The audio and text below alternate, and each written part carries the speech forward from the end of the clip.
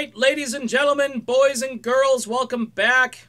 It is Dave, the Real Music Observer, observing real music in real time for real people, just like you right there, and just like me right here.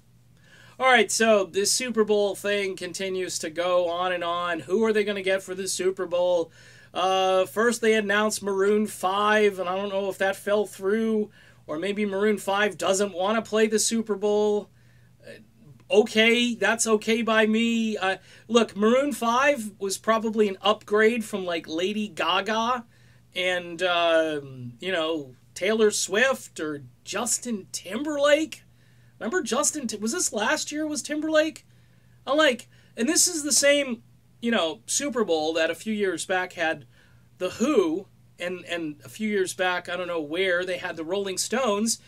Now, they've descended into, say, marketing to 15-year-old girls, okay? Because we all know that 15-year-old girls are watching football every weekend. They're just glued to the NFL every weekend, so let's market to 15-year-old girls because that's going to really be a great halftime show.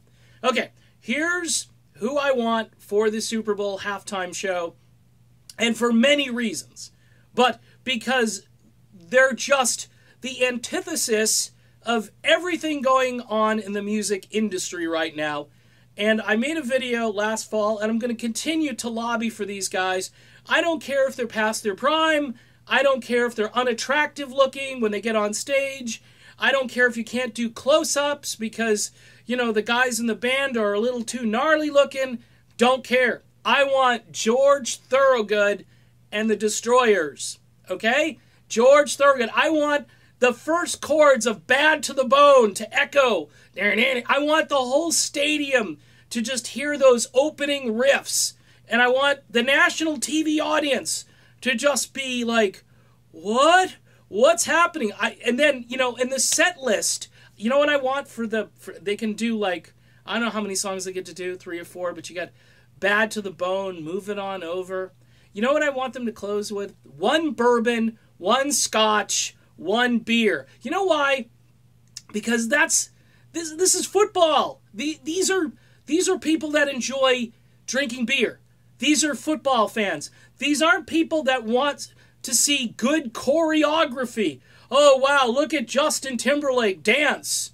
Yeah, and then the other stuff, of course, is, shielding the eyes of the 10-year-old who you've decided to let watch the game and stay up because these games, especially if it's the Patriots and they're going to come back after being down by like 50 points and then go into overtime. The game's going to get over at like 11:30.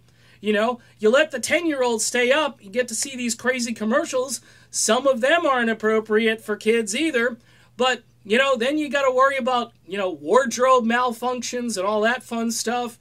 You got to worry about, politics getting in there, which is always great. You got friends, you got relatives, you got all these people over, kind of like Thanksgiving, and nobody agrees on anything, and then you're going to invite politics in for halftime? It's a bad idea, people. George Thorogood, he would play it straight. His band still rocks. They're still selling out gigs, and they're still bad to the bone, okay? I'm just saying, get a haircut and get a real job, George Thorogood and the Destroyers, that would be the ultimate best ever Super Bowl halftime band in the history of the NFL, and it would maybe revive this league, which I think is losing and hemorrhaging fans, and their music choices for halftime aren't helping, okay? Just throwing that out there. Share the video, send it to the NFL. Maybe George Thorogood will get a phone call. I bet you George will accept. I don't think he's going to hem and haw like Maroon 5 or Foo Fighters. Bring in George Thorogood and let the games begin. See you soon.